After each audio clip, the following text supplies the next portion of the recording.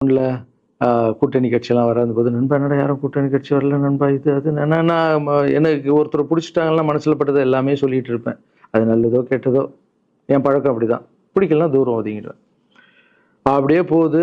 Election வருது. Announce பண்றாங்க. எலக்ஷன்ல நண்பர் நிக்கிறாரு. ரிசல்ட் அன்னைக்கு டோட்டலா மாறுது எல்லாமே. அப்படியே தலைகீழா ஆகுது. புரட்டி போடுறாரு சரித்திரத்த. வேறம்மா முதல்ல தேடுனது எங்க அம்மாவ தான். எனக்கு ரொம்ப ஆசையாயிடுச்சுன்னா எங்க அம்மா மேல, அம்மா பேரு கண்மணி. கண்மணி" அப்படின்னு தான் கூப்பிட்டு போவேன். எங்கன்னு கூப்பிட்டு போனா, அம்மா கண்மணி. "என்னடா இவ்வளோ உஷாரா வர, என்ன விஷயம்? இங்க வா, உங்ககிட்ட தான் பேசணும்." "நீ என்னம்மா சொன்ன? பணம் குடுத்தா தான் ஓட்டு போடுவாங்க. ஜாதி இருக்கு, மதம் இருக்கு, புது ஆளுங்கள வரவிட மாட்டாங்க. அ ஜெயிக்க முடியாது இதெல்லாம் சொன்னேல்ல. நண்பர் ஜெயிச்சிட்டாரு பாத்தியாம்மா?" அந்த ஒரே ஒரு முகத்துக்காக ஓட்டு போட்டுருக்காங்க நம்பி. நம்பிக்கையான ஆள் வந்தா போடுவாங்கம்மா. நல்லவங்கலாம் வரலாம்மா. புரிஞ்சுக்கம்மா, என்ன விடுமா. "இப்ப என்னம்மா சொல்ற?" அப்படின்னு கேட்டேன். முதல் முறையா எங்க அம்மா முகத்துல ஒரு சிரிப்ப பார்த்தேன் நான்.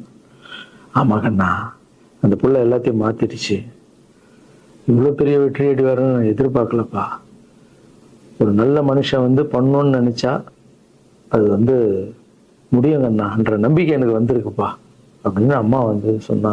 "அப்ப என்ன போயிடலாமா? ஓகேவா?" அப்படின்னு கேட்டேன். "போ கண்ணா, நீ நினைச்ச மாதிரி பண்ணு" அப்படின்னு அம்மா வந்து சொன்னோன்னு காலில் சாஷ்டாங்கமா வந்தேன். "தேங்க்யூ ஸோ மச்மா" அப்படின்னு. ரொம்ப ஹாப்பி நான். அம்மா ஓகே சொல்லிட்டாங்க அரசியல் வர்றதுக்கு. இப்போ நான் தாய்க்கு நிகரான்னு நினைக்கிறேன். என் ரசிகர்கள் கேட்குறேன், நான் அரசியலுக்கு வரலாமா? இதை பார்த்துட்டு இருக்கிறவங்களுக்கு, இந்த மக்களை கேட்குறேன், நான் அரசியலுக்கு வரலாமா? அந்த தகுதி எனக்கு இருக்கா? நீங்களும் சொல்லுங்க. இந்த வீடியோ பார்த்துட்டு இருக்கவங்க கமெண்ட்ஸ் போடுங்க.